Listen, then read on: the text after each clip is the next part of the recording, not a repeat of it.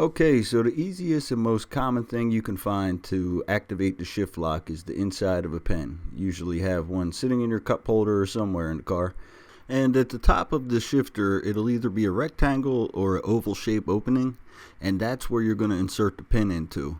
And once you insert the pen, you just operate the shifter as you normally would, push the button in, and it'll come down.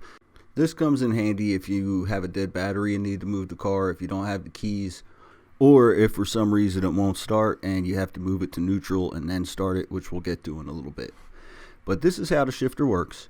This is what we're going to be hitting with the pen. That's the actual shift lock mechanism. You can see the actual shift lock moving in there. So you can see here the shifter won't come out of park. Then we hit the shift lock and that allows you to move it.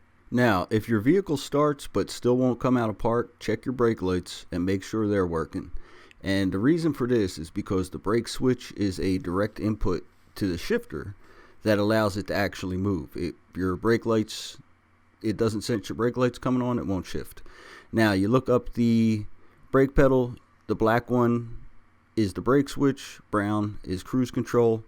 So just take a look at that black one and you can see when that extends, your circuit closes and you're allowed to shift, brake lights come on. And of course you can use a small screwdriver or a nail, but I just found everybody has a pen in their car, so easy to find. Alright, thanks for watching. Hope it helped you, and leave a like if you liked it. Peace!